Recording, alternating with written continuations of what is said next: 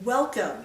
I'm Nancy Fredericks with Nancy Fredericks International, and I am so appreciative that you returned for the next mindful business tip, number 7, which is the route to success. Yes, the route to success. Do you remember a number of years ago when Malcolm Gladwell wrote his book, Outlier? And in that book, he pointed out that according to his belief and his studies, that once you get in 10,000 hours of practice, you've got the foundation for success under you. And he pointed out a lot of people, Bill Gates being one of them, that he credits with that 10,000 hours. Well, I don't know about you, but I was jumping up and down with glee because I already had more than 10,000 hours in as an executive strategic coach. So I'm sitting on a gold mine of success from my point of view. And I was patting on my back because, I like a little bit of control.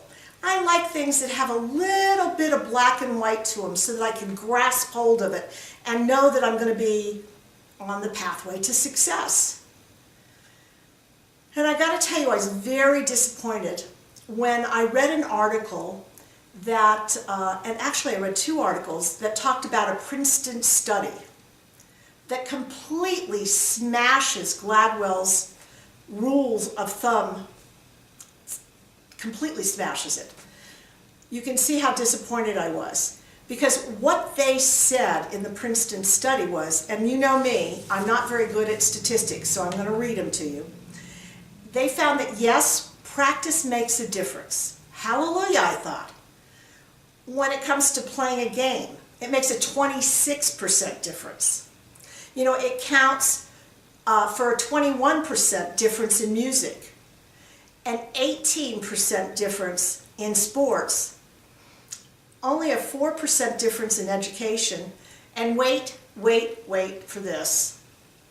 It's only merely a 1% difference maker in the professions.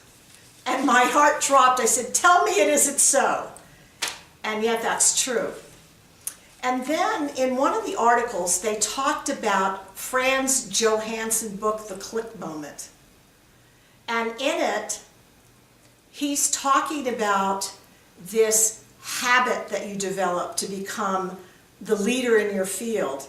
And he said, that 10,000 statistic works when you're in a stable environment, when the rules don't change.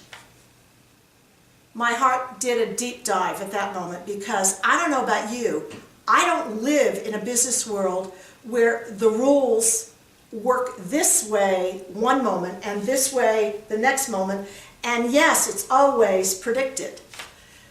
I work in a business environment which is chaotic, which changes, which one moment I think things are solid and the next moment, and it could be in a day, you get the news that there's a merger or an acquisition and change takes place. Or that a boss went to a new company, change takes place. Or that the company has a new brand, change takes place. Or, that there is new pillars for success in your organization.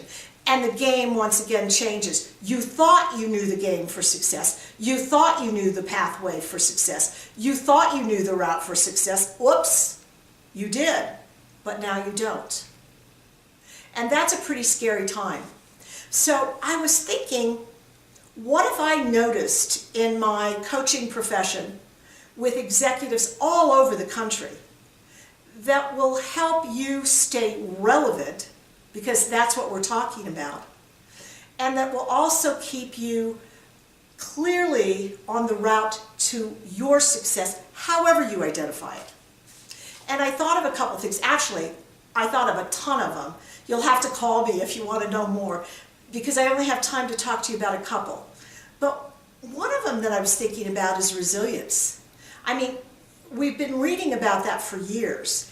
And the truth is that we do have to have an attitude of resilience. We do have to become comfortable with change. We do have to face chaos with a positive attitude. And how do we get that foundation so that we can do that? And I was thinking of some of the things that have worked for my clients.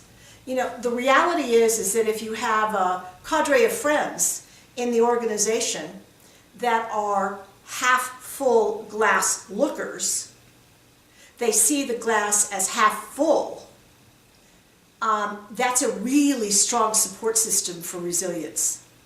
There's another support system for resilience. And what is that? It's building a goal for yourself and working from the attitude that I'm always on my way to, and that this disruption is merely part of what I need to move through in order to achieve my goals. You know, the reality is that people who feel more in control of their careers have a much more solid, resilient foundation. So if you're always looking at everything as, oh my gosh, look at how bad this is, it's going to be bad. And if you're looking at it as, wow, here's an opportunity, you'll start discovering opportunities even in the midst of the most chaotic environment you've ever seen. I guarantee it. You know, and I want to touch on that relationship building thing again because it's my second point. So I talked about relationships of peers and friends in the organization who see the world from a half full glass perspective.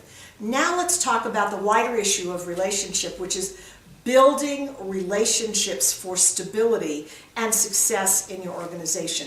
And again, I'm going to be going to another statistic, and it comes from a CTI study, which I found fascinating.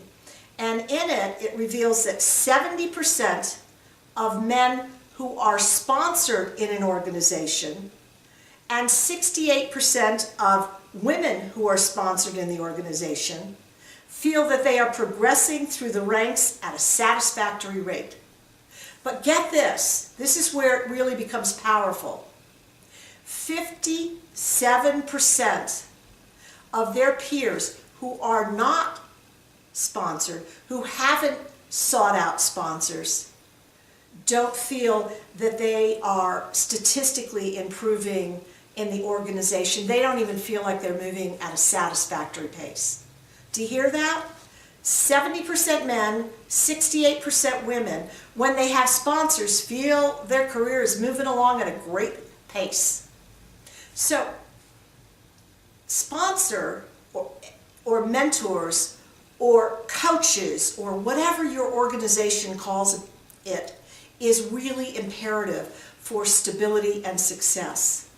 And honestly, in today's marketplace, your company is not going to be connecting you to enough people to make a difference. It's going to have to be a proactive action on your part. So start looking at the organization higher than you and across boundaries from the division you're currently working in, and start figuring out who you can create a sponsor-like relationship with. And as Sylvia Hewlett points out in her book, Give Up a Mentor, Find a Sponsor, she says that sponsorship, which is what I believe so profoundly, is a two-way street. It's not simply what you get from the person you're talking to. It's what you can support them with for their career development, for knowledge that they need, for complementing them in the organization when they're not there. It's a dual pathway, according to Sylvia, and I totally agree with her. So, I went on a little longer than I wanted to. What are you going to do to help yourself be resilient and create the powerful relationships that are going to make a difference in your career? Because it rests in your hands. It doesn't rest anywhere else. So, thank you for joining me for this Mindful Business Tip number 7, your route to success. Thank you so much, and much success always. I look forward to you joining me the next time I have a thought that I want to share with you. Have a great one. Bye.